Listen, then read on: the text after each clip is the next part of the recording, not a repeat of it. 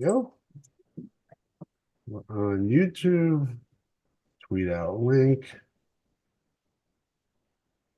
That's good. Hit record. Hello there, and welcome to the Hawkeye Hotspot podcast here on hawkfanatic.com. It is Thursday, February the 15th, a little after 9 a.m. Central Time. If you're watching us live on the YouTube, welcome in. We've got plenty to talk about today. Men's and women's basketball, hiring of a wide receiver coach, the state, if you will, of where Iowa wrestling is after losing duels convincingly the last couple Fridays. And then we'll hit on a little Iowa baseball, too. The Hawkeyes picked to win the Big Ten. Doesn't happen around here a lot. Some real star power on this team as well. High expectations for Rick Heller's team, and we'll hit on that later in the podcast as well. I am joined by Scott Document. I'm Rob Howe. If I did not mention that before, you probably know who we are if you're watching us now, because we don't get a lot of new people because we're old and we attract the older crowd, which is okay because we just go at that pace, the older pace. But how's your back this week, Scott? I know you were having trouble last week when we did this. You rebound? Yeah, around Monday, it started to come around where I could stand up for 30 seconds and feel like I'm not going to just completely, my back didn't get hit with a baseball bat or anything. But, in the mornings it's tough, but otherwise I'm surviving. I'm sitting down. I'm sitting straight up. So, hey, I feel a lot better than I did, 10 minutes ago when I was trying to get ready to, get cleaned up for our great show here. Scott gets cleaned up. I wear a hat. I need to get a haircut. I was telling him I need to trim my beard. I apologize for my raggedy appearance, but that's kind of my personality. And I will clean up before I go over to Carver tonight to watch history be made. Before we get to that, Scott, let's start with the most recent competition last night. Iowa loses by 10 points at Maryland. Another situation where Iowa, and it's kind of the story of the Big Ten this year. There's a big glob in kind of after Purdue, maybe Illinois and Wisconsin in there.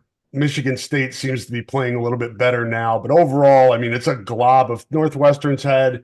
There's starting to be some separations, but all the games seem like they're nip and tuck. Especially for a large portion of the teams, and you have to be able to play well down the stretch. Iowa has not done that in its last 3 road games. 2 road games ago, they had a lead at Indiana with less than 2 minutes left, lost that. Penn State, they were tied with 4 minutes left, lost that.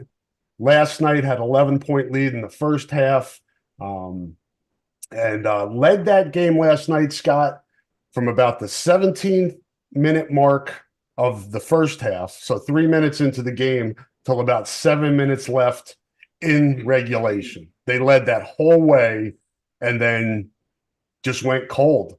Scored 6 points, I think, in the last 9 minutes of the game.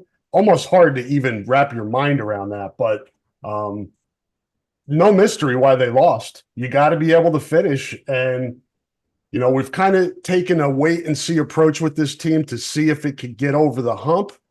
It just hasn't been able to do it. Now it's 6-8 and really probably needs to finish 4-2 to get to 10-10 the rest of the way, just to get a sniff of being on the bubble and then having to do some work in Minneapolis at the Big Ten tournament.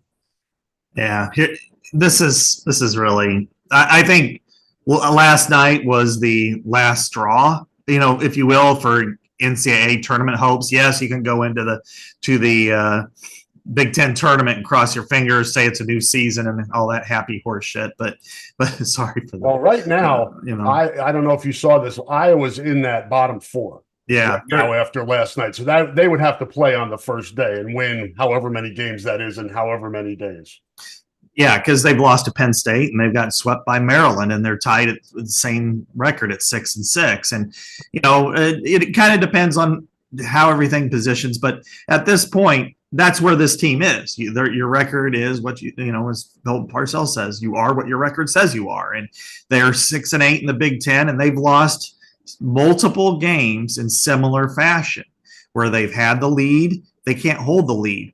What is it? Offense isn't running efficiently enough, and the defense is borderline falling apart in critical moments. We talked about the Indiana game a couple weeks ago at home, and not being able to, or on the road, I should say, and not being able to hold serve at home and win the games that are winnable. Maryland at home or Michigan at home early in the year, even that matters, because that's the difference between you win those two games. Last second layup and again Maryland beat Iowa with, and then the worst game they've played all year was against Michigan, which Fran McCaffrey got thrown out of.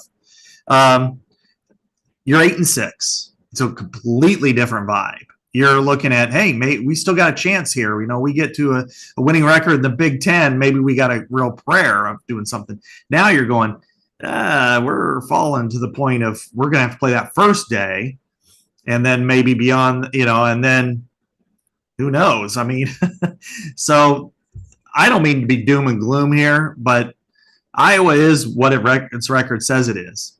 Below average in the Big Ten, with the capability of a once in a while playing. But we talked about this a couple weeks ago, Rob. They had a really good stretch, 6-7 games against like teams, and they have not succeeded in that run. And now their schedule starts to ramp up again. I mean, that is the problem for them right now. I mean, they just aren't, I mean, look at what they ended up having, and when they're playing Indiana on the road and they're playing, going to Maryland, going to Penn State last week. They just didn't take advantage of those opportunities. And the worst part of it all is, Rob, to me, is yesterday kind of, and now it puts the whole thing in light for the Minnesota game, which was a great comeback, but also it was kind of a collapse by Minnesota. So this team is in a bad spot for this year. Yeah, and it's interesting because they swept Minnesota, but Minnesota outside of that has kind of done what Iowa wanted to do, which was kind of build as the season's gone on. And Ben Johnson's been able to do that with the Gophers for the most part. It took a hellacious comeback from Iowa on Super Bowl Sunday to get that win. But, and you thought to yourself, all right, they figured out a way to come back and win at the end of the game and pull one out, use that momentum going into Maryland. They look ready to go out of the jump yesterday. They played really well in the first half. And then just that last 10 minutes of the game, give Maryland credit. Maryland is the best defensive team in the Big Ten statistically, and Iowa was not able to get shots. But part of that is Iowa. You've got to, as you said earlier, you've got to be able to run offense when teams are up into you. And Maryland was up into Iowa, and Iowa could not.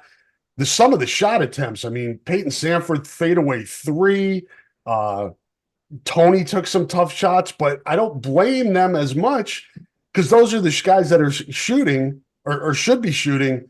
They just didn't get good shots because of the way the offense was run. And I mean, that falls on everybody, but it just looked like they panicked at the end of that game and almost was like self-fulfilling prophecy of, oh shit, here we go again. We're on the road. It's late. We need to make some plays, and we're not making the plays. Yeah. It's, everything from Fran, and I didn't see a lot of quick shooting the ball like Fran talks about once in a while. But what I have seen is rushed shots, whether it's at the end of the time clock, the shot clock, or just bad shot taking, and they get forced in those situations. And here's, this is what happens when you're a good offense, not a great offense this year. I mean, they're still leading, or second in the Big Ten in scoring, but they're not a great offense because they don't have a great player who can score like a Keegan Murray or Luka Garza. The problem is when you go up against a great or a very good to great defense, they get stops no matter how good you are. You've got to be in transition if you're Iowa repeatedly in order to kind of defeat a really good defense. And Maryland is not a good team, but Maryland has a good defense. And so good offense versus good defense, it's, again, unless you're in transition, getting open threes, getting open looks, running it, you're gonna struggle in the half court, and that's where they really struggled. And again, down this stretch, Rob, you look at, I remember, after they won 3 straight to start the new year, and they were 3-3, and then they were playing Purdue, and we okay, that one, what's going to happen. Purdue's better than Iowa, but then they have this stretch of games. From Maryland at home, at Michigan, at Indiana, Ohio State at home, at Penn State, Minnesota at home, at Maryland. That was a stretch that you thought Iowa had the ability to get busy, and they went 3-4. They needed to go 5-2 at worst, and now you're running back into the end of your rope here. You're playing against Wisconsin, and you got Michigan State, you got Illinois twice, and I think Illinois is a horrible matchup for this team. Those are, Northwestern's a good team. Now you're facing teams that are probably better than you. Doesn't mean they can't win a game or two, but you really needed that cushion. You needed to be 8-6, so then that way go 3-3 down the backstretch, then do something in the Big Ten tournament, and then you've got an argument. You may not still get there, but you got an argument. Now, man, to think that they could go 3-3, that's kind of a pipe dream at this point. Yeah, I mean, I guess glass half full on that is you get to take your shot, you get to shoot your shot. You get good opponents. So if you get you can stack a few wins here. You're going to get good quad 1 wins, I guess they would be. High net ranking wins against teams ranked highly in the net.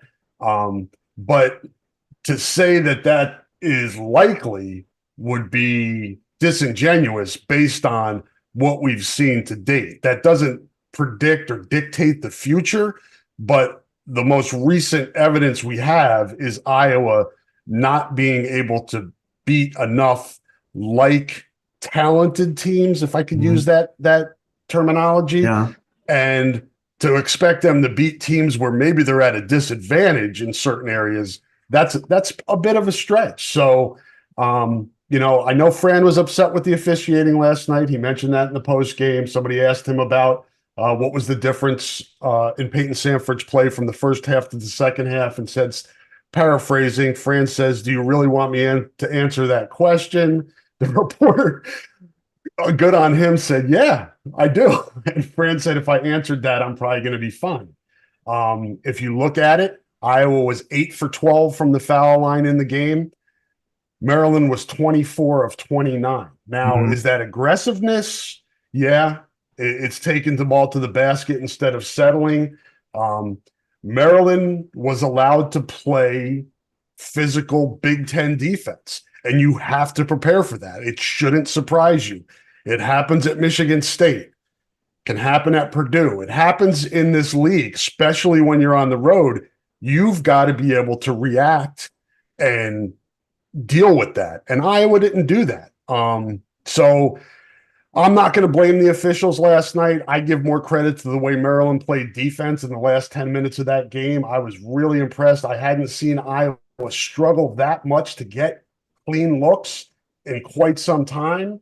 But yeah, it's 2 games against Maryland, Scott, that were winnable down the stretch that they lost.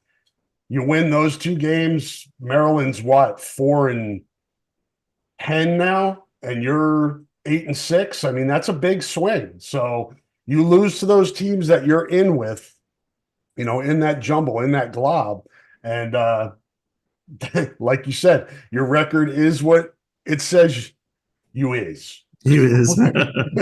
Right. And, I mean, I think we did a fair job of kind of taking a wait and see with this team and seeing, okay, especially this last stretch, they've got winnable games. Can they win them? And they haven't won enough of them. Again, 7-game stretch. This was what the stretch that was going to define their season, meaning where they were going to end up in what tournament. And that 3-4 with, really the most difficult portion of your schedule now coming up, 2-4 is probably a more likely scenario than 3-3 or even 4-2. So that puts you at 8-12 this year going into the tournament. Maybe you sneak past the first day, maybe you do get in the first day, but you're probably at best playing Friday. This team, maybe it gets an NIT bid, maybe it doesn't. I don't know that it deserves it, frankly. And you look at, its lowest scoring games this year. Iowa State was the worst, and they were terrible in that game. Obviously, they got beat 90-65. Yesterday was second, 66 points. Third was tied between Maryland again at home and Oklahoma at 67 points, and at Indiana 68, and they were horrible in the first half, pretty good in the second half, and kind of faded late against the Hoosiers. But you know what you get in the Big Ten. You know what you get on the road. What I would argue, what I thought I saw, and I may be wrong, but what I thought I saw was Iowa's fouls were more obvious. They were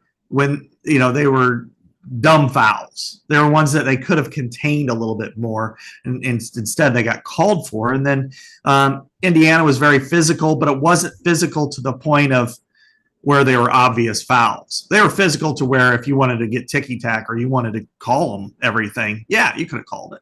But Iowa's was very obvious, I would say. And then you can't take away from your opponent. Your opponent play that style, you've got to figure it out. And this is where Iowa has struggled historically under Fran, is when a team gets physical with you, how do you react? And they've never really reacted very well because they want to run and they want to get in transition. And that's kind of, this league in the two major sports, men's basketball and football, a very physical conference. And if you can't handle the physicality and not get your calls, holding or, in football or foul calls in basketball, you're going to struggle unless you're elite. And right now they are far from elite. Yeah. Maryland had, 4 players in double figures last night. Iowa had 2. Sanford finished with 19. Ben Krikke had 11. Tough night for Tony Perkins, but he did have a team high 8 rebounds. He and Owen Freeman each had 8. Freeman was held to 5 points. Perkins was held to 9 points. Tough to win when when 2 of your leading scorers are kind of held in check. And there wasn't really anybody to pick up that slack last night. Josh Dix finished with 6. Patrick McCaffrey had 7 off the bench.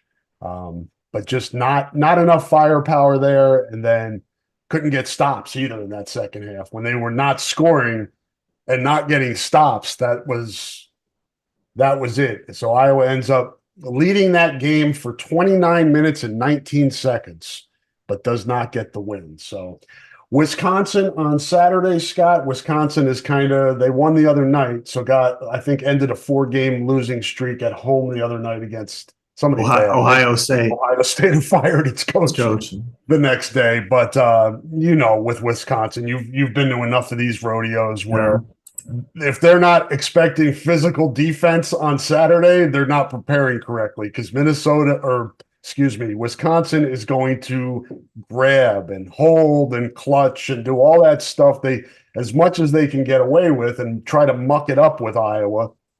And Iowa has to be able to react to that. We got an email just before we started recording that game is sold out. So that's good to see that it'll be full in there on Saturday. I think that's a 1:15 p.m. tip on the Big Ten Network. So at this point, they're all must win, Scott. They are, no question. It's the perfect time of a game. I mean, here you go. 1 o'clock on a Saturday at home against one of your rivals. What? Football season's over. Yeah. No NFL, no college, nothing. The XFL hasn't started yet, has it? No, the XFL/USFL/ now UFL. Hasn't started yet. But and you've got, again, this is your time. And the weather is not an issue. That's always another excuse / reason.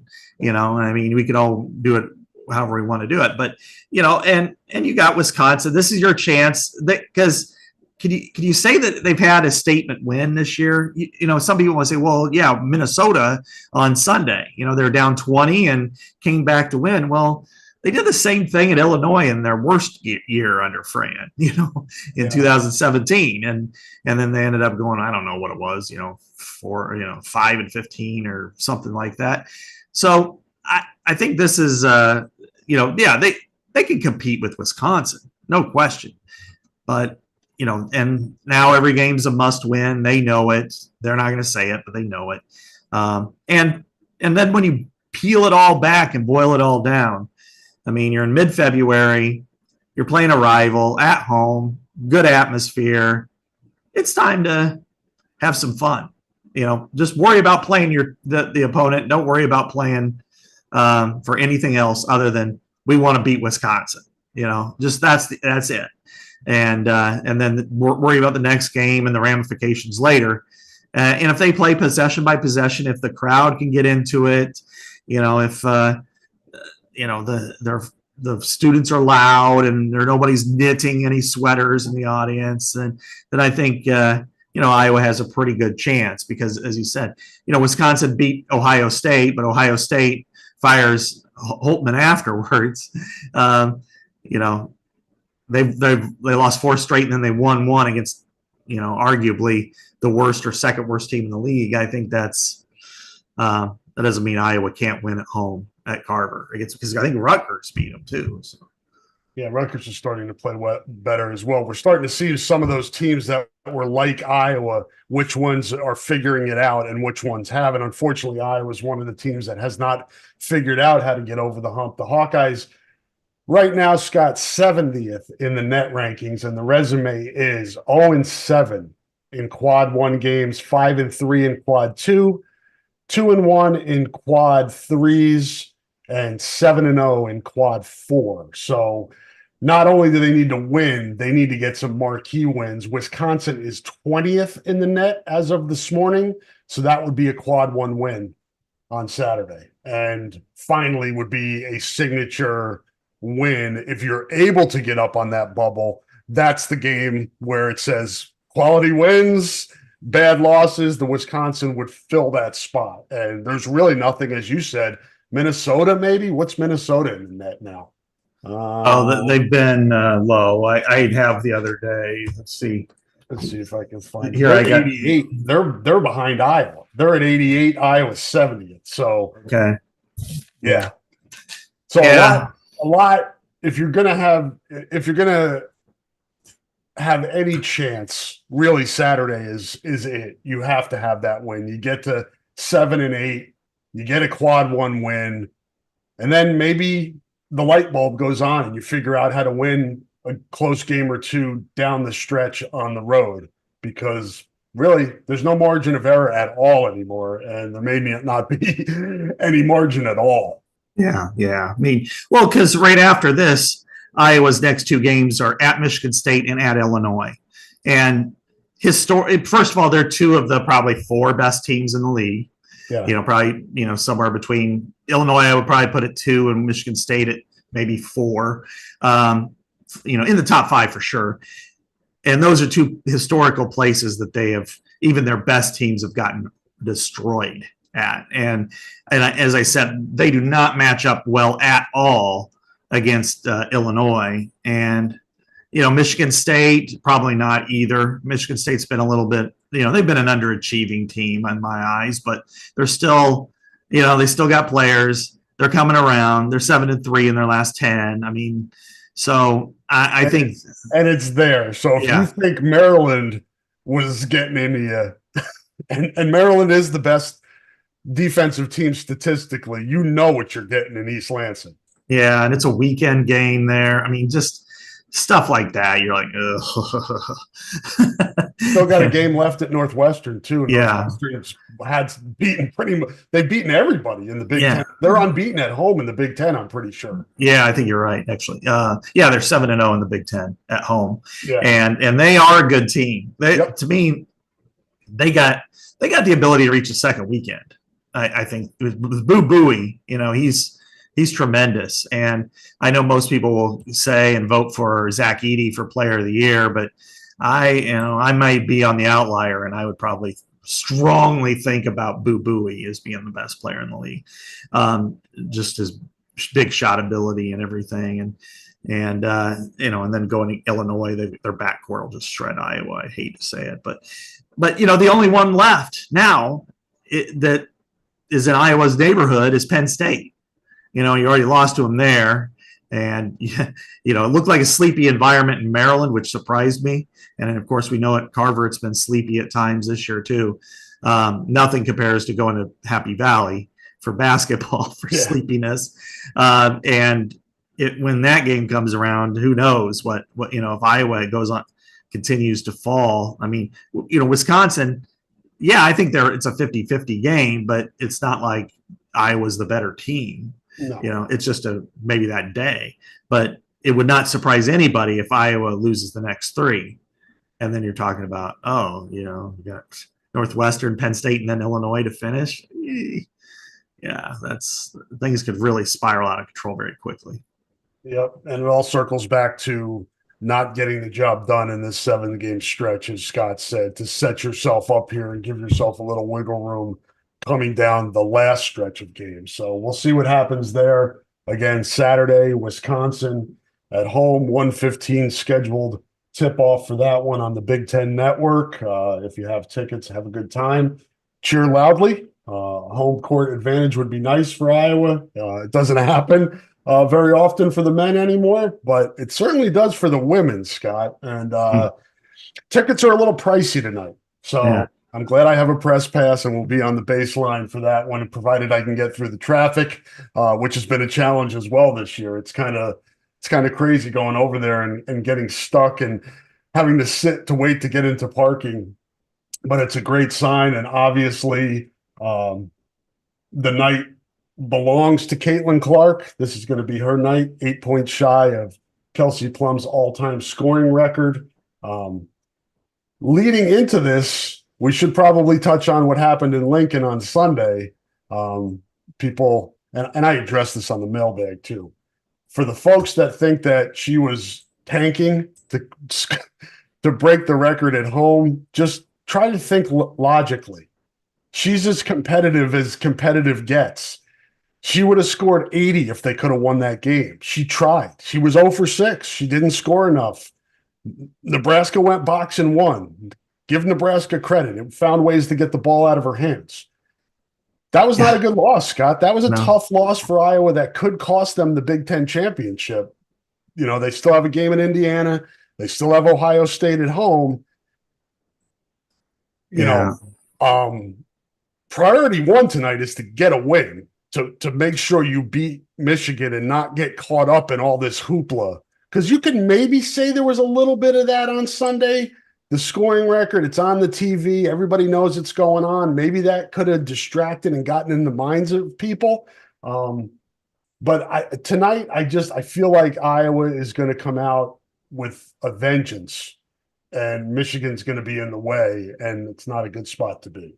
Yeah, look at this is a coronation game, and depending on the opponent is how the game usually goes. I mean, last year was kind of that way with Indiana, and it turned out to be one of the very greatest events in Iowa sports history, and one that will live on.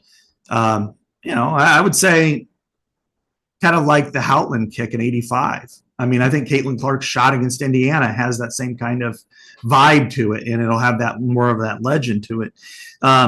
Tonight against Michigan's a mediocre team in the Big Ten that's maybe fighting for a chance to get to the NCAA tournament. Caitlin's highest point output previously came against Michigan. It was at Michigan. They lost. It was 46 points 2 years ago. This is one of the, probably in women's basketball and maybe basketball as a whole, the biggest game in Carver history because of the stature of what is about to happen. You're talking about a midweek game where you have the best player in the country, the most recognizable face in college sports, attempting to break the biggest record, and it's Kelsey Plum's scoring record. I mean, as important as assists and rebounds and steals are and stuff, that doesn't compare to points. Come on. Points are everything. Whoever scores the most wins, right? Yeah. So if she if she when she does, it's not if, it's when she does. I mean, this place is going to go berserk, and she's kind of a Mount Rushmore of one in my eyes at Iowa. And I try not to be hyperbolic, but I think we're old dudes, and so we do have some perspective. And yeah, you could say that maybe she and Niall Kinnick could make that comparison, but that was 85 years ago or whatever. So we're talking about the last 85 years. There's no player better than Caitlin Clark in any sport. So I think this is a woodshed type of night.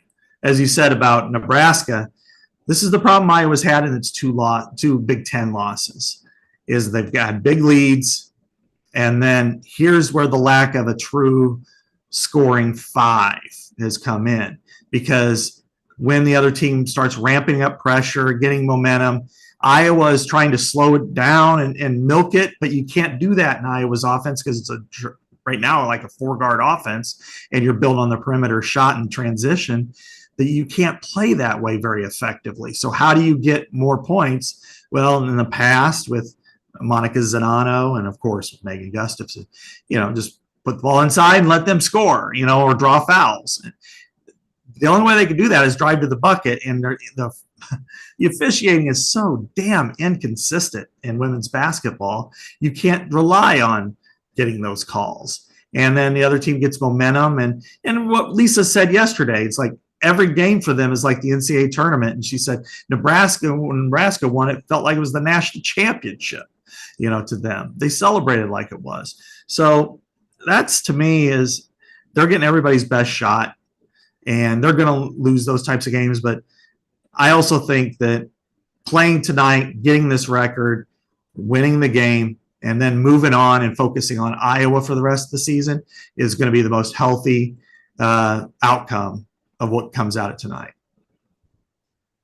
Yeah, no doubt. That's a 7:00 tip-off, and the dreaded, for some folks, Peacock. So you've got, if you're listening to us live, you've got some time to figure out. If you're old like us and have technology trouble, you'll have some time to be able to figure out how to get the stream going on your TV. I'm trying to look up.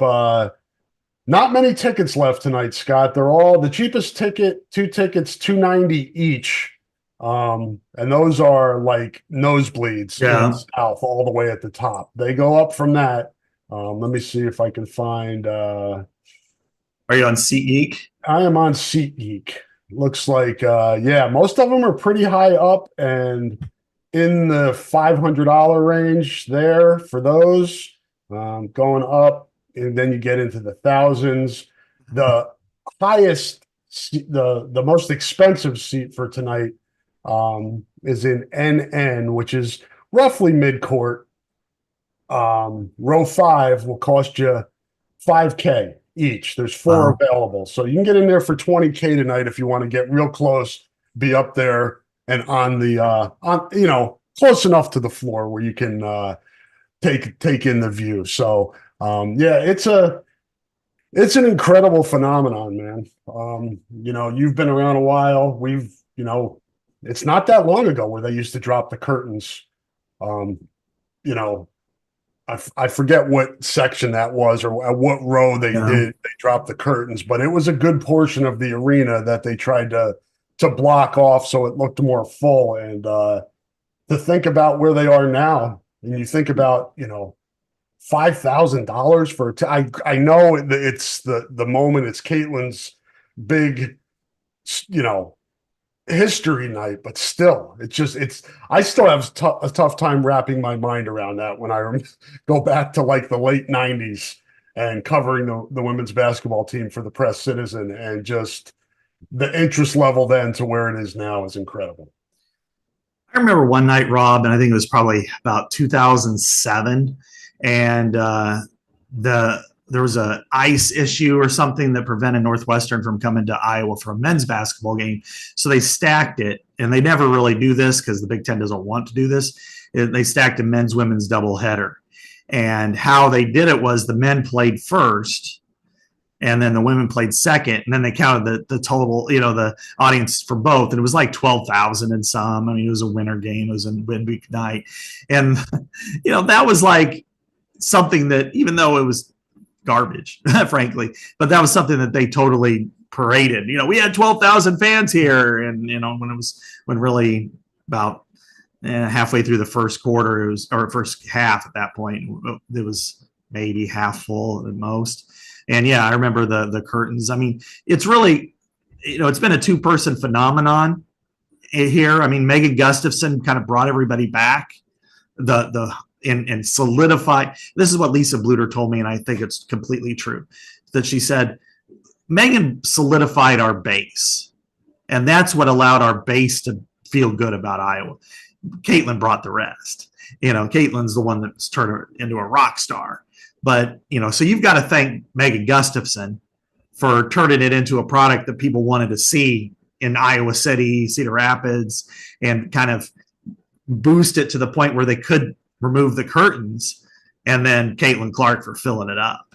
And to see what Iowa's been able to do over that kind of overlap there from, Megan Gustafson to Caitlin Clark has been astounding. I mean, you could run out of superlatives trying to describe the era and describe her as a player, but it's something we've never witnessed before, and probably not in the rest of our lifetimes, how unfortunately short they'll probably be. No, it's you think about probably the last decade, it's just kind of built up, as you said, and it kind of, Megan took it to another level. The Ali Disterhoff actually broke Cindy Hogjorn's record that lasted forever, scoring record. Then Megan broke that a few years later, and now Caitlin obviously has run past that. But it's an ascension that's happened over the last decade as they've built up. And Megan got them back to the Elite Eight for the first time since the 90s. So that, from a winning perspective, they're getting, they're in a stratosphere now that they haven't been since Vivian was here, and even that they're surpassing that. So it'll be interesting to see what happens post Caitlin. As you have a story, I think, on The Athletic now. We got the press release this morning about the Women's Basketball Classic at the Barclays Center in Brooklyn next year. It's Iowa, UConn, Louisville, and Tennessee. Do I have those right? Yeah. Mm-hmm. Yep. That's right. What's the setup there? Well, it'll be a doubleheader on the Saturday night, which is on prime time on Fox, and it'll be the same night as all the championship games. But the Big Ten championship moves to CBS this year, so football game. So it'll go up against it. But this is an interesting thing. Fox has tried to invest in women's sports. It has a volleyball classic over Labor Day weekend in Milwaukee with Minnesota, Texas, Wisconsin, and Stanford. And now they're going out to Barclays with these four. They're going to be, Fox is televising them, and they've had great ratings. I mean, as we know, the game against Maryland, I think the game the other day was the ratings were out off the charts. It was that way with Minnesota, Wisconsin volleyball back in the fall. So this is organic. This is just another extension that this is what people want to watch. They're not a charity case. They're not going to say, oh, we owe it to them. They try hard to. No, I mean, they're going to do something like this if it matters. And when you throw, the two greatest powers in the history of the sport in UConn and Tennessee there, and then you throw two sizable audiences in Iowa and Louisville, the only thing you kind of worry about for Iowa is, what if the football game gets to Indianapolis again? Yeah. And this year, be a good problem to have. Yeah, I think you say, we'll I think Beth would be all right with that. She'd figure out a way logistically to make sure that everybody got enough attention. Yeah, I think they'll be all right, and I'm sure what will happen, and what they haven't set a time or even the opponents yet or anything. They just announced it. I got the information yesterday, and so my guess is that they'll wait on the times until okay, if Iowa's like 5-3 in football, then okay, we'll be all right setting in. If Iowa's 7-1 or and maybe only lost to Ohio State in football, it's like, well, maybe we ought to figure out a way to play this one early, keep the audience for a while. But no, this is but this is a recognition of Iowa and Iowa women's basketball, that they want Iowa to be a part of this and not Indiana or Ohio State or even South Carolina or LSU. So that's significant for the Hawkeyes and significant for Lisa Bluter. Now, that doesn't mean that Caitlin Clark's coming back. I kind of don't think that's going to happen. But, if it does, well, then that's going to be another element to this. Yep, she can handle the bright lights. Not quite on Broadway. Brooklyn, you got to go, over the bridge, but close enough. But to put a bow on this conversation before we move on, congratulations to Caitlin on this record and all the stuff that Scott talked about like the interest level going up in women's athletics. I don't know how you quantify Caitlin Clark's impact on that, but it's been immense. You just watch, the what we've seen this year with the way people line up outside the arenas hours before the game starts to get in there and try to get a look at her and try, the young kids with the signs and the jerseys and, her commercials on TV and all of that stuff is just stuff we haven't seen before. And, that impact that she's had on college sports and women's sports overall is it's incredible. And it's a legacy that's going to last forever. Yeah. Right now, 30 out of the 32 regular season games they've played, 30 will have either broken an arena record or sold out. That doesn't happen with men's basketball, no. Let alone women's basketball. And the only other two were in that tournament that they were at down in Florida, which they did break the record in one of those games. Yep. So it's just, this is the profound impact that she has is everlasting.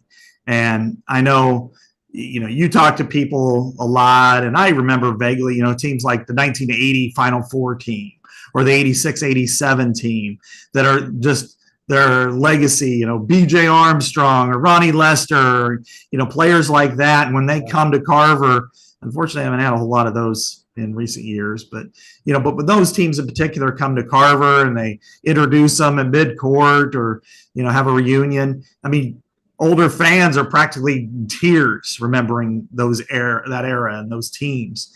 And that's what it's going to be for this team in 20 years and 30 years and 25-year reunions when they come to center court and they're in their early 40s, and they're going to be women who are in their early 30s who are graduates who played basketball in high school, maybe a little bit in college. They have their professional degrees, maybe their own families, and they're going to feel the same way. Like, I loved Gabby Marshall, I loved Kate Martin, Caitlin Clark, I had her a poster or I had a jersey, and they're going to just feel this attachment that has never really been there for them. They've had heroes and they've had players they've liked, but not to this level. And that's going to be really neat to see, because whenever you can kind of break new ground in sports, it's absolutely one of the most rewarding things you could see.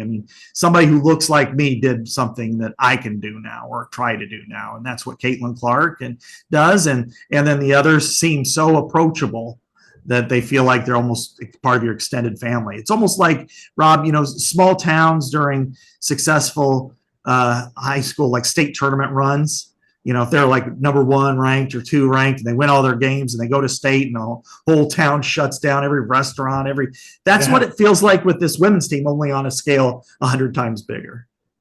Yeah, no doubt. And Scott said, good point. There are kids now that kind of can see what they can be and strive to getting to that level. Obviously, is the odds are long. Caitlin is a one of one, but you see a path. You see, what you can be, and she not only does that from how she performs on the court.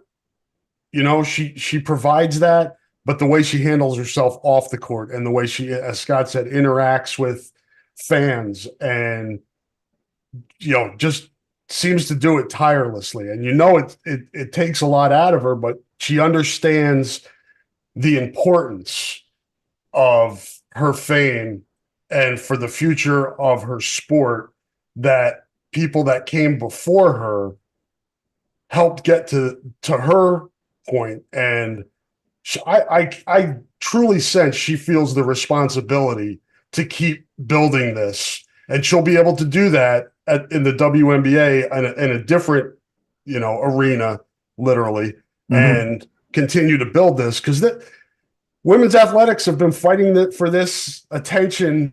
And hey, look at us. We're not the same as the men's game, but we're really an entertaining product if you just give us a chance. And she's helped people realize that it is fun and it is entertaining.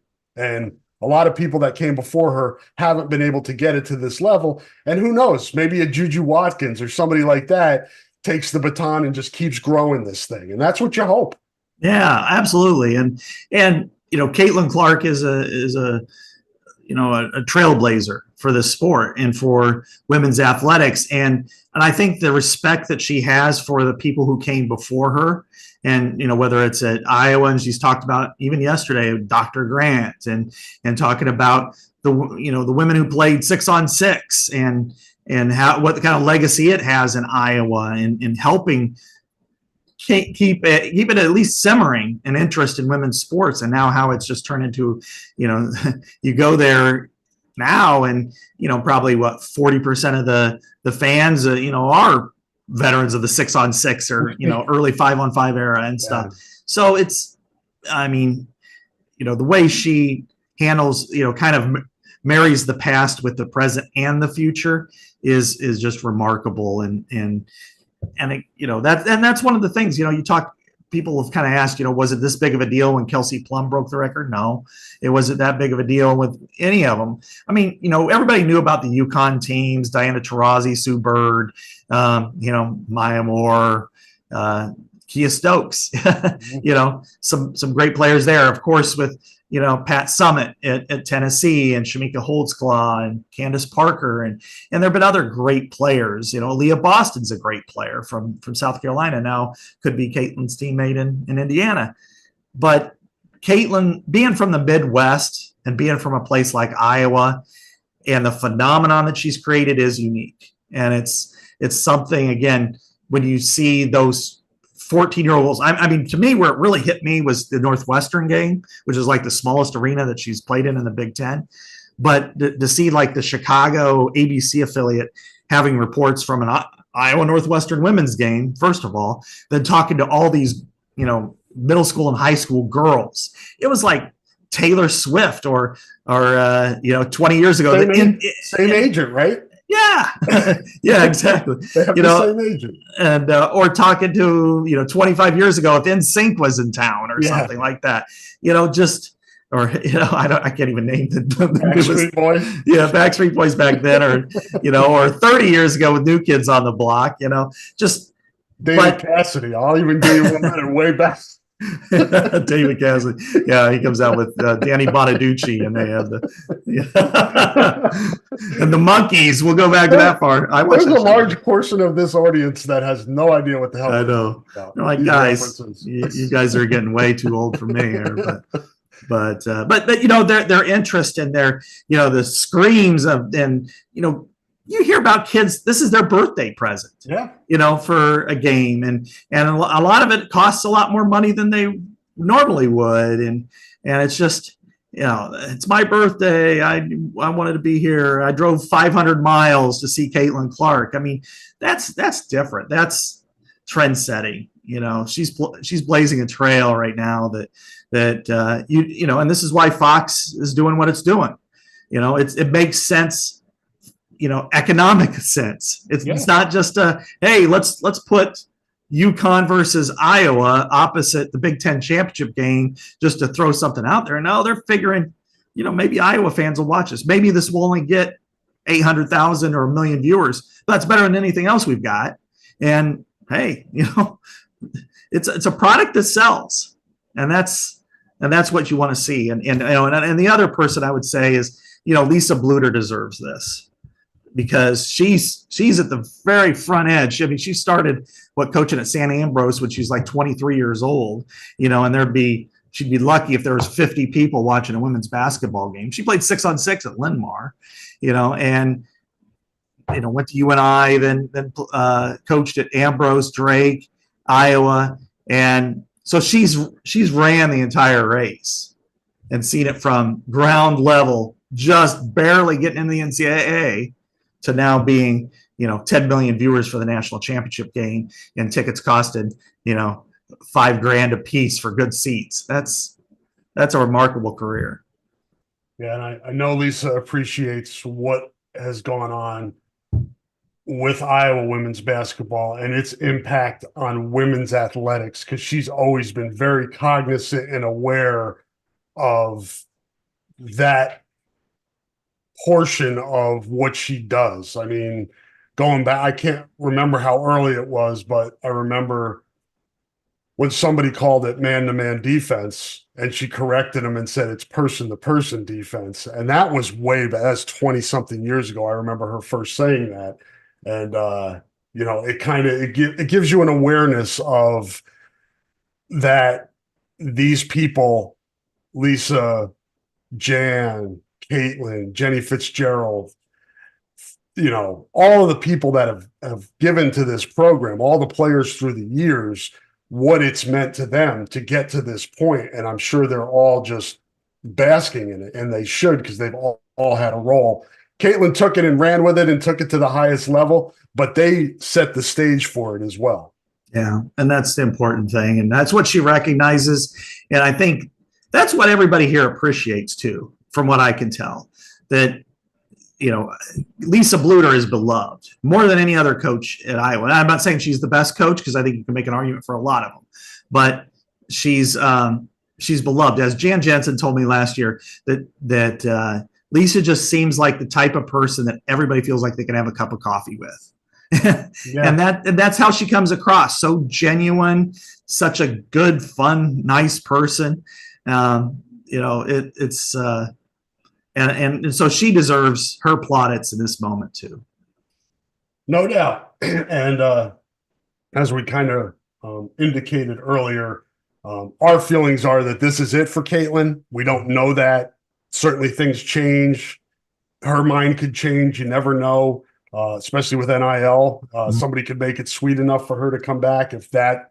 But I'm not sure money's really money is a driving factor at this point. But my point is, enjoy this and soak it up. If you don't have the money to get to Carver Hawkeye Arena and you're a Hawkeye fan, and I'm not, I get nothing from Peacock, but it's worth your time tonight to throw out a few bucks to be able to watch this, because it's history, and also for them for the rest of the season as well. I think the Ohio State game might be on Peacock. No, that one's Fox. Is Indiana one of those two? Indiana is, yeah. So I mean, those are tonight in Indiana, two of the biggest games left. I would encourage folks to soak up this last stretch here, not knowing if she's coming back next year. Yeah, it's I've had some people talk about Big Ten's greed and greedy, and that's just nobody owes anybody anything. They don't owe you to put it on PBS.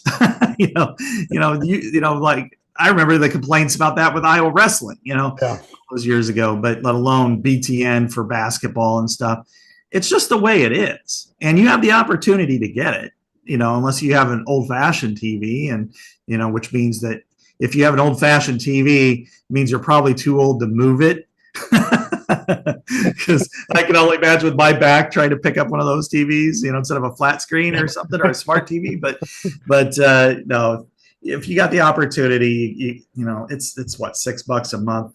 It's cheap. You think about it, well, I'll just go to a sports bar. Okay, so you're going to spend $30 on dinner, maybe a couple of drinks or whatever, or even go cheap and get just drinks and chips for $12.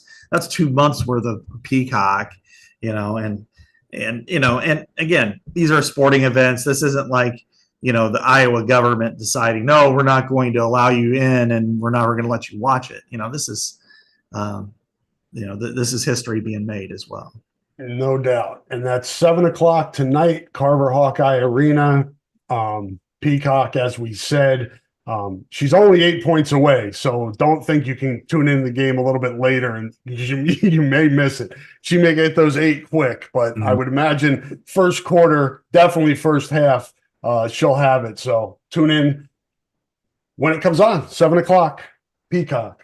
And if you're fortunate enough to go there, have a great time and soak it up. Want to let folks know that support for this podcast comes from Systems Unlimited, celebrating 50 years of providing services to people living with disabilities and mental health needs throughout East Central Iowa. A list of their services and upcoming events can be found at sui.org. That is sui.org. Thank you to Systems Unlimited, over 50 years of helping folks in our community, and we certainly appreciate their support of our podcasts. Going to hear from a few more sponsors now, and Scott and I will be back on the other side to talk a little bit of football, wrestling, and baseball.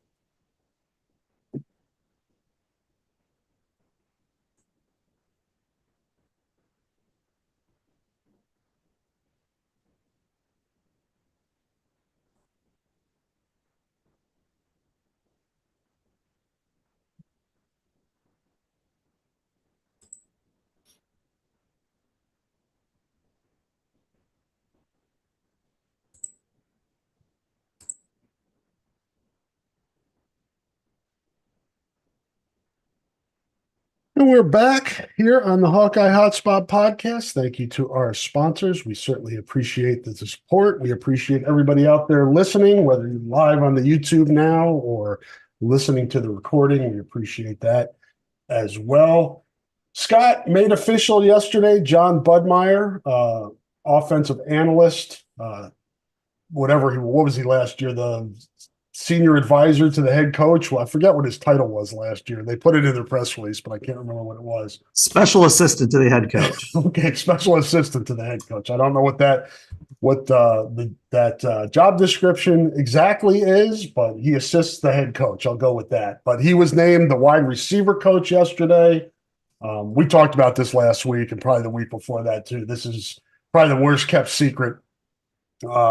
Certainly was not as big of a mystery as who the offensive coordinator was going to be. Yeah. Not even close. But I would say the hire was met with, I don't know, people are not happy with it. It was not an inspiring hire.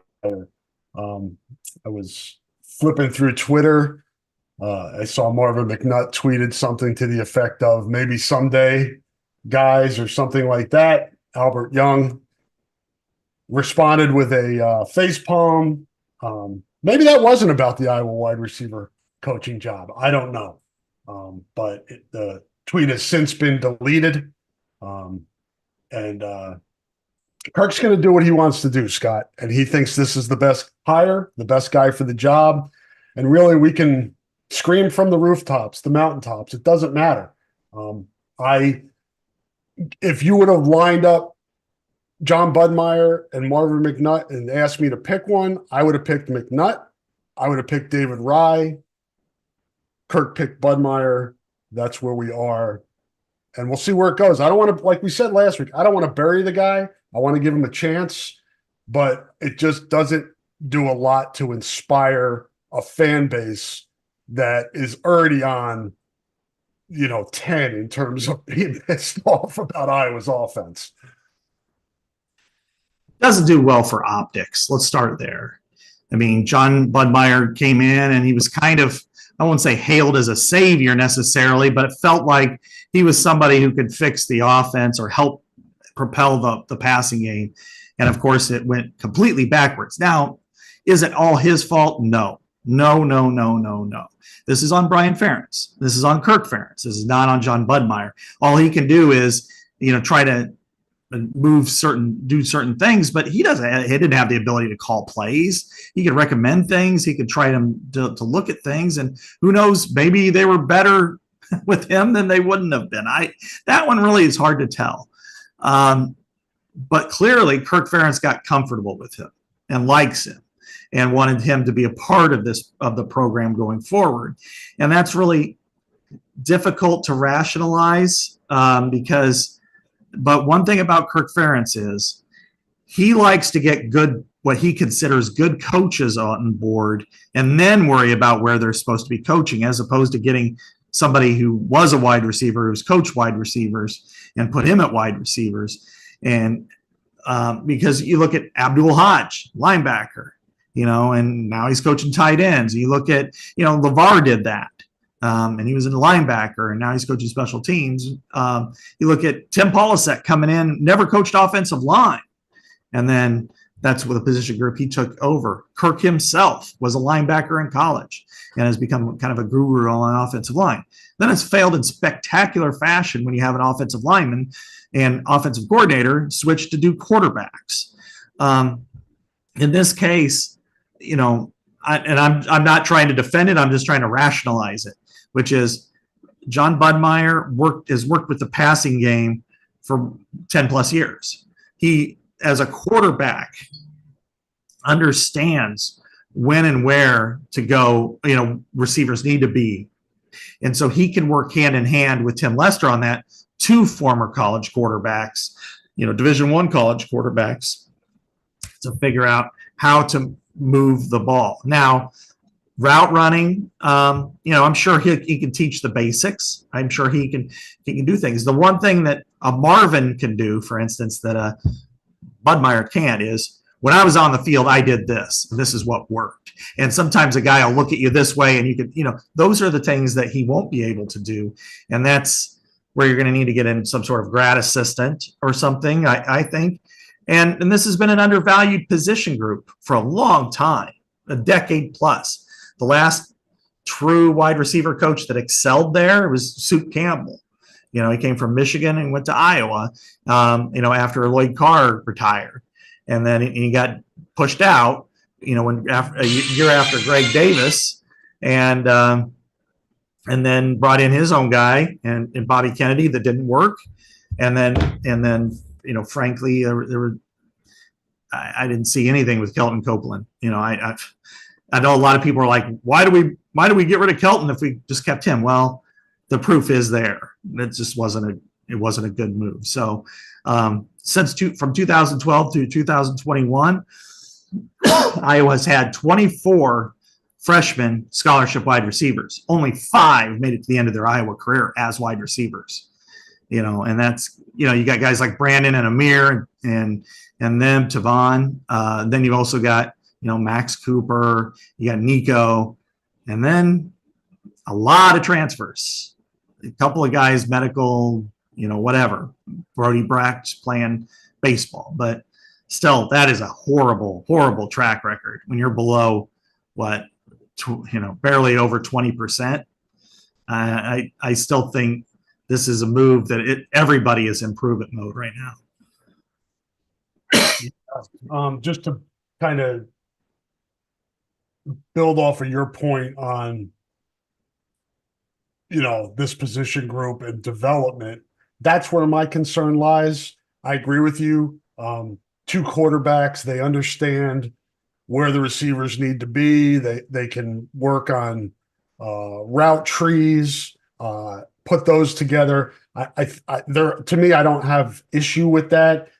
It's that historically, and maybe this changes with these 2 guys, with Tim Lester and John Budmeyer, they've gotten, for the most part, guys that need to be developed at this position, not your 4 and 5. And I don't see that changing anytime soon. You pretty much have to build it to the point where you can start attracting better, more ready-made players at that position. As of now, you have to develop guys.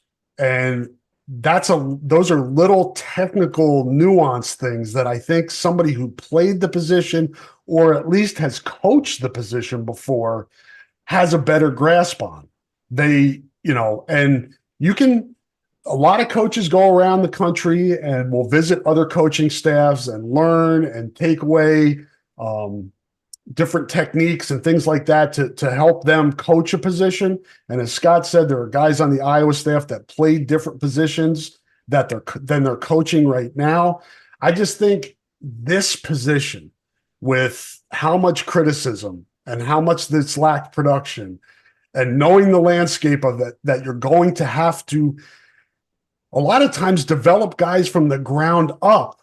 I just don't know if there's anybody on staff that's going to be able to do that right now. I hope so. I'm going to give these guys a chance. I want to do that. That's my concern. Yeah. I'm there with you. When you bring in, 3 freshman wide receivers from last year, do any of them look like they can take a step to where they're at least rotational guys? I don't know. I have no idea. But can he develop them? Well, he doesn't have a track record of it. Now, maybe he can. Maybe he's a better receivers coach than we give him credit for. I mean, and you look at somebody like Ken O'Keefe, who, was Iowa's OC/quarterbacks coach, and then he gets hired as wide receivers coach by the Miami Dolphins. It does happen. Coaches do switch positions in a lot of cases as assistants. So it's not unique and unusual necessarily that it happens to Iowa, but we are talking about a position group that is just, is the worst in the country. I mean, come on. They've caught 76 passes in each of the last 2 years, which tied for the worst. They tied one another for the worst since 1982 in Iowa. And when you combine that with the quarterback play, which, use your adjective. I mean, I'll just spare you all from it, but, was not good last year, especially, and not great the year before. You've got to do something here. Now, having Budmeyer on the field now with the quarterbacks that he knows that Tim Lester doesn't know is a benefit. Mm-hmm. Because now he can go to Cade McNamara. He knows Cade McNamara or Deacon Hill, but specifically Cade, and communicate what his thoughts and translate it over to the receivers. That is a positive. But right now it's improvement mode, because there is no way. Very few fans, and rightly so, they all should be skeptical, and most are cynical, which is unfortunate, but why not? Very few fans are going to walk in saying, "Oh yeah, they got the best guy for the job," because you've got to prove this one. Yeah, no doubt, and it's a good point on the O'Keefe, move and being hired by Miami as the receivers coach. But again, we understand. O'Keefe went into a professional team that had receivers that were really good in college that weren't starting at the level where they are now. It is a good point, though, and it just kind of builds on our point that you don't have to necessarily have played the position. It helps to have coached the position, and I think it's even more important at this level with the dynamic at Iowa that Iowa's going to have to get recruits that need time to develop. And that's going to be the key. Can they train these guys to become productive Power 5 wide receivers? That's the challenge. I'm going to give them a chance, but I'm not going to just buy in, because I think at this point, with what we've seen on offense the last several years, I don't think that's wise. I just don't think we don't have the evidence that that's the view to take on this. One thing I thought that Marvin could have brought and is, kind of the big brother figure. I mean, he's your position coach. He's going to give you tough love. He's going to train you and everything. But also, a lot of players at that position don't necessarily come from Solon and Pleasant Valley. They come from Chicago or all over or Kansas City, all over the country. And, you kind of need that surrogate father figure, even if it's tough on you. What I would like to see now that they made this move, and we knew it was coming. I mean, it was not a mystery. It was not, it didn't come out of nowhere. Oh, we talked about this on last week's podcast. Yeah, right. We knew this was coming. But what I would like to see is go get a graduate assistant who was a wide receiver, either at high college or NFL, who's now done with their career and is a recognizable name who wants to get into the biz, go get him as a grad assistant. So then they could be a buffer. So then they could demonstrate drills on the field and be able to, okay, you know, maybe it was, you know, I don't know who would it be. And I don't think they should have an Iowa connection either. Yeah, that's not necessary. Yeah, you know, just somebody that's, you know, a recognizable name and face, like, oh, okay, cool. And then the players will be like, oh, yeah. And then that way, you know, Budmeyer may try to explain it, but then that person can go out and show it and explain what to do. And then you get in this situation because the defender's defending you this way and he's doing it a little differently than what you thought he was. The receiver can say, I had to go against this in this game against this player, and this is how I did it differently. You know, and if that happens, then I'll back off on the, oh, this is a bad move. No, if you combine somebody who can translate quarterback to wide receiver, who is knowledgeable like John Budmeyer is of the Iowa system, the Iowa players, and then use a buffer as a veteran wide receiver who's had experience that people know and recognize in that position, okay, then I think it makes a lot more sense. But at this point, you know, it's hard to get excited about what's going on because this has been a position that has failed miserably for the most part over the last decade. Yeah, it's just those little like nuance things, right, Scott, or the little technical parts of playing receiver, the steps, Yeah, how to read a defensive back, those type of things. If you had a grad assistant that's been there that said, okay, no, that's not where you cut. That's, you see what this guy's doing on defending you. This is how you counter that. That's, again, my concern of the guys that needed to be, I don't want to keep repeating myself, but you need development. And those are the types of things that help you develop guys. You know, if somebody, you know, say they're playing some sort of bump and run man coverage, and right away you're playing on the line of scrimmage, you're an X, and then he gets up and he grabs, you know, 1/1000, then drops his hands. How do you prevent that? You know, what do you do? What kind of chop do you use? What kind of, well, you know, what if their grip is really strong? What if they're wearing something on their gloves that's you know, borderline illegal, but Lester Hayes. Yeah, well, not stick 'em. not from that era, but no, yeah, but something like that. That you know, that would to me would be where somebody who's been there, done that, will come in, and you can't, you know, and that's, you know, you talk to the running backs that you know, and even Tyler Goodson, when Liddell Betts came in, he's like, you have respect. You saw what he did in the league. You know, talking especially to Amir and Brandon about Marvin, going to visit him and getting, you know, well, hey, you look up in our meeting room and there's a picture of him, you know, and you see his stats in this offense and you're like, okay, I respect that. And that's what I think this group needs now. So it would be, and to me, if you're going to be if you're going to be a coach, let's say you're 27, 28, you just got done with the NFL for a few years, and now you want to come back, you want to start your coaching career. What a perfect opportunity to mentor at a high level of football, because the Big Ten is, and start at ground zero, because anything you gain here is in the plus column. You know, it's not like going to Ohio State where you've the bar's kind of low. Yeah. It's not like, you know, hey, well, we've had, you know, Marvin Harrison and all this, and now you drop off. And then it's like, well, what happened here? Well, at Iowa, you do anything positive, it's like, wow, look what you did at Iowa. We went from 76 catches to 140 in a year, which still isn't awesome, but it's still there. It's a double, you know, but it means your impact is profound and everybody realizes it. So that would be my hope. I don't know, you know, how Kirk does what Kirk wants to do, but I would encourage other people in his ear to say, you know, one grad assistant. Let's go out and get somebody with a name that, you know, played in the league for a few years that can really help bolster, you know, the message. Yeah, and Tim Lester obviously has a lot of connections before he got here and coached some really good receivers. John Budmeyer, you know, has been here a few years, but he's been at other places. They may have guys in mind that could fill a role like that. So, you know, I get it. As fans, you're pissed, you're mad, you're, you know, big mad at Kirk for not doing what you wanted him to do. but it is what it is, for lack of a better cliched, overused term. And we just got to see how this works out. You got to hope for the best.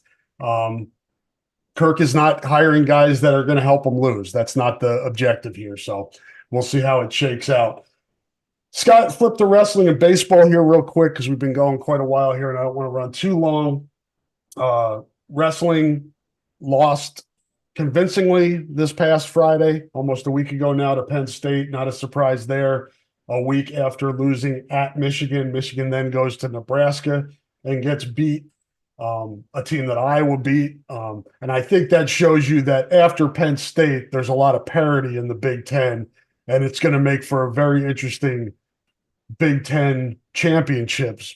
But Penn State is so far and away better than everybody else now. The question I've been getting from fans is basically, what can Iowa do to close the gap?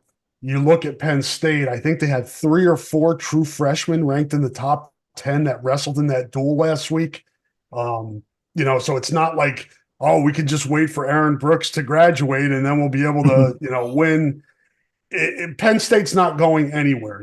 Iowa needs to figure out a way to close that gap. It was good to see Ben Keeter get out there and wrestle Kurt Vliet last week, and I liked what Tom said after the match. They asked him why he put Ben out there, and he said, listen, he needs a reference point. He needs to know what the best is and what he needs to do to get there. So I think that's a positive step. I think that's what you have to do. But Iowa's just going to have to keep this is genius, but you have to get guys that can beat the Penn State guys, right? So however you have to do that, you have to do it. And I think the hard part for Iowa fans right now, Scott, is seeing a path to that happening. Yeah, well, they've had a lot of turmoil in the last year, and that's a major reason why they're so far behind. Mm-hmm. And I would say you can't do everything, because I wouldn't recommend, and I don't think I know other fans, diehard fans, are in the same boat. I would not recommend an AJ Ferrari type. That's where you stop short. You don't do it with certain standard in mind. Don't compromise just to try to close the gap.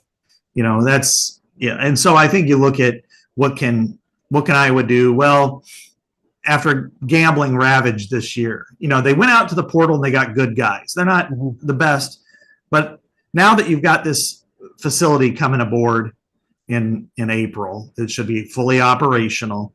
And and then you've got, the club here. You've got to make sure to help with NIL as much as possible and emphasize the importance of NIL, because Penn State's not going anywhere, as we've seen. They had a little bit of a dip about 3 or 4 years ago. Iowa took advantage of it, and then COVID happened and cost them one championship, and then they were able to use the other year and win it. But it's going to come down to recruiting. It's going to come down to using the transfer portal, and it's going to come down, to NIL. So some athletes that may have the opportunity to go to Happy Valley will instead come to Iowa. And so that's tough, and even then that's no guarantee, because this program is running at a level comparable to Gable's greatest teams. It's just, you got to be honest with yourself. And, Iowa got smoked. I still think the Michigan loss was worse, even though the points were worse against Penn State. The Michigan one just looked like it was the most horrific loss I've ever seen for Iowa wrestling. That it made no sense. Their best wrestlers got beat badly. Penn State, they lost, but a little bit more dignity. It just got destroyed. They'll win this week going away. At Oklahoma State, I'm not sure what'll happen. I think they're better than Oklahoma State, but they're just got to go through this season, but have an eye on the future, because gambling situation stole their season. Because I think they'd still be number 2, but they'd be a very strong number 2, not just kind of among the best 3 to 4 teams from 2 to 4 in the country. Yeah, it's going to be a process. They've been chasing Penn State for a while now. Cal Sanderson up to 10 national championships, probably, unless something catastrophic happens, will have number 11 and continues to close in on Dan Gable's 15. So that's also part of the motivation for Iowa to stop Penn State, is also to stop Cale Sanderson from catching Gable. So there's a lot on the line there. It comes down to recruiting. It's the Jimmies and the Joes and not the X's and the O's, as we know. Scott obviously makes a good point about the gambling, but that still wouldn't have gotten Iowa to Penn State's level this year. That is still got to figure it out if you want to be, because this is, Iowa is Alabama in a lot of ways. Alabama football in a historical sense, being a blue blood program, that's the bar, right? That you win a national championship. It's not anything less than that. So that's the task at hand for Tom Brands. And for those that want to replace Tom Brands, who are you replacing him with? If you're going to fire somebody, give me somebody who's going to replace him that has a better handle on what needs to be done for this program. Yeah, there's no way. I mean, that doesn't make sense to me. I don't see anybody. Maybe you find somebody that's, similar in tactics, and maybe the recruits about the same, or, but that's no guarantee. And nobody in the country has the kind of passion and fire for Iowa wrestling than Tom Brands, or Terry Brands for that matter. I don't know enough about, I know I've heard people complain about Morningstar. I don't have an opinion. I'm just not going to go there, but, I do know, how much Tom cares and how good he was when he had Spencer Lee and they had other guys. And then, then that, 21, was it 22 season that it looked like they had the whole table set. Then injuries really robbed them of a great year. That wasn't that long ago. And then this year, as we know, when you're losing, 4 All-Americans? I mean, out of a 10-person lineup, and you're losing Tony Cassiope. I'm not saying he could beat Kirk Follett, but he could compete with Kirk Follett. That's a lot, man. I would say take a chill. Be angry about the way they wrestled against Michigan, though. Don't. That one is inexcusable. That is not becoming of the singlet, of the Tiger Hawk. Now, if they go and they compete, the best they can probably do is second at the Big Tens and second in NCAAs. And if they can get a couple of guys to Saturday night and maybe win one, then feel good about what you accomplished based on all the losses and move on. And then you have the new facility, which is unique. It's a selling point. Just too bad you didn't get Gable Steveson in the summer, right? And yes, that would have been that would have helped Ben Keeter in the room to prepare him. But it's good to see Ben get out there, and obviously he's one of your cornerstones right now moving forward. You just kind of got to build on that. And as Scott said, maybe you get some momentum in the Big Ten tournament and nationals, get some momentum going into next year, helps you in recruiting. That's the way you catch up to Penn State. In an attempt to catch up to Penn State. We're going to have a ton of time to talk about baseball this spring when there's not as much going on with winter sports and, after spring football, things like that. Baseball will, but this is a unique situation, Scott. We've been around here a while. Iowa baseball, often an afterthought.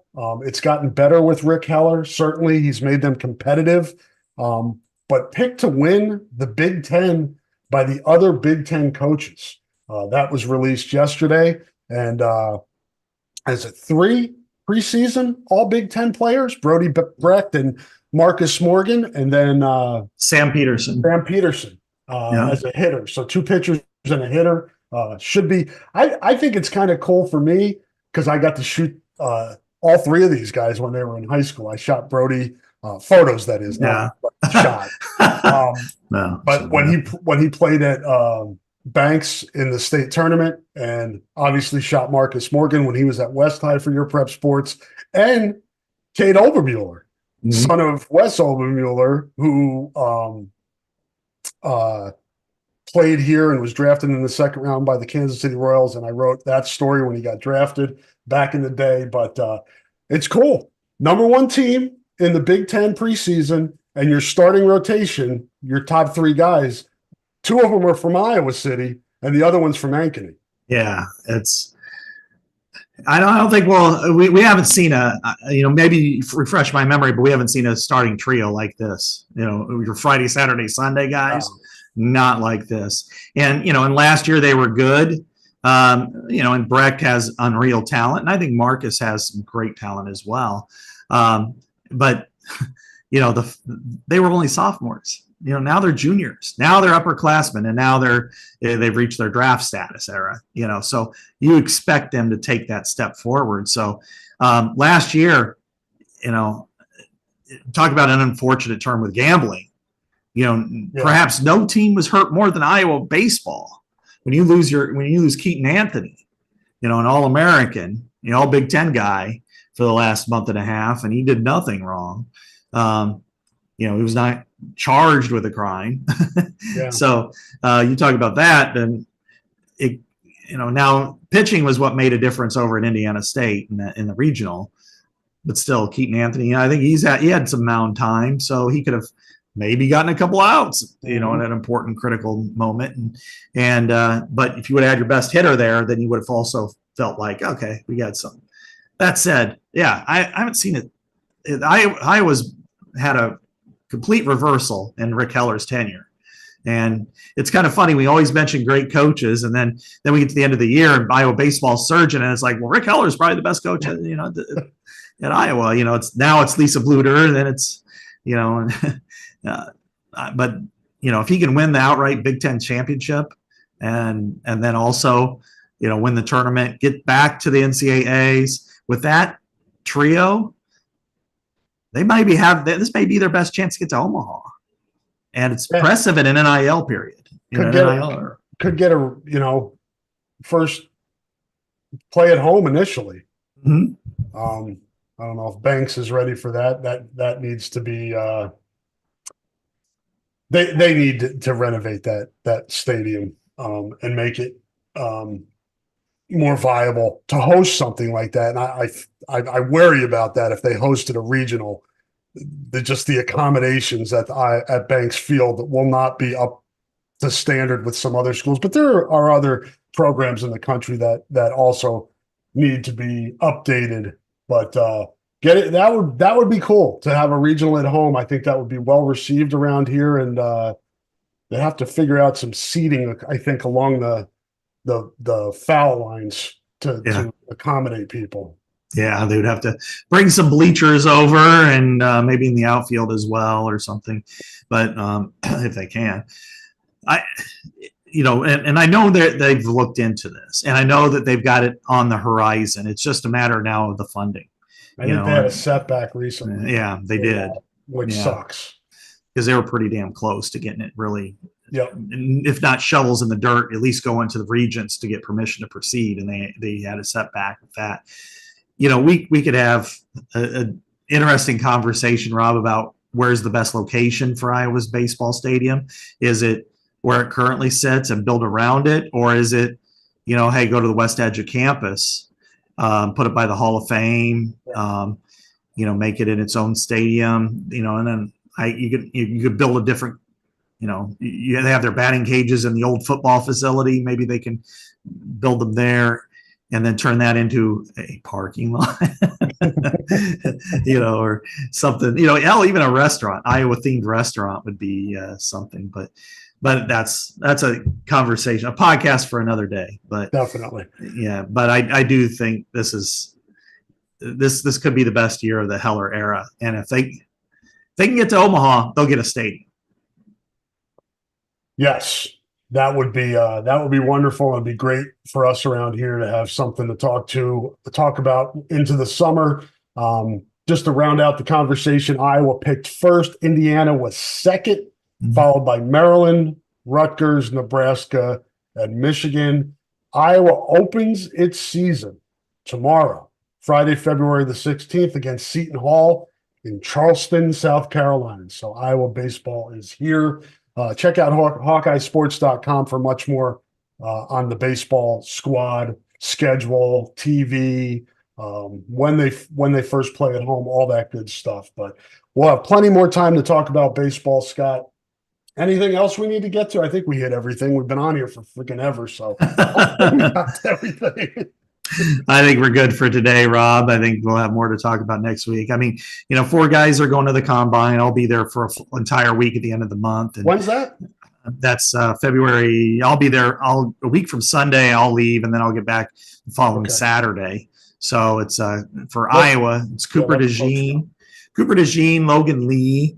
Let's see, Torrey Taylor, and who am I forgetting? Logan Lee, Cooper DeJean. Eric All. Oh, Eric All. Yeah, Eric All. So those 4. And so, good for them. It's a good opportunity. I don't know. I guarantee, All's not going to work out. And I don't think Cooper is. But for the other 2, this is a good opportunity. I mean, I don't know that Torrey needs to. It's the interview process is important. Yeah, that's what it is. Kind of sets things up for pro day as well. They'll have if Eric wants to is healthier at that point for a pro day, which he should be, maybe he can put some testing down for scouts as well. Yeah, for him, it'll probably have to come from weightlifting and stuff. I don't know. You want to do any agility drills when you're still 6 months removed from an ACL. Cooper, I'm sure that's probably what he'll wait on, because of run. Even though he's healthy enough, he's been running, he's doing fine. But it's a different track, and your track at Iowa City a lot better. So I'm sure that'll make more sense. Now he may do it. I don't know. We'll get a chance to talk to him, but. Logan Lee had a decent week at the Shrine Bowl. This is an opportunity for him. And as you said, the combine is more than just the underwear Olympics. It initially started as let's get all the draft eligible players in the same place so we can all easily get medicals on them, test everything medically and see how they're coming together. And then they started putting together drills, but they also meet with teams. And a lot of times it's like 5 a.m. Boom, you're off to your medicals, and then it's like, oh, you got to do bench press today, and then you got to go do media and just stuff like that. It's pretty jarring for the people who participate. Yeah, we'll have more on the combine as it gets closer, and Scott can give us a review when he gets back from that as well. So we always have stuff to talk about here on the Hotspot podcast, but that'll be a wrap for this episode on Thursday, February the 15th. Again, congratulations to Caitlin Clark on setting the record tonight. Hopefully everybody enjoys watching it on TV. If you're lucky enough to be in the arena, have a great time, soak it up. Scott and I will be there, and we'll be back next week on the Hotspot podcast to talk to you about everything that's happened from now until next Thursday. So have a good rest of your week. Have a great weekend, and Scott and I will talk to you next week. Say goodbye, Scott. Bye, Scott.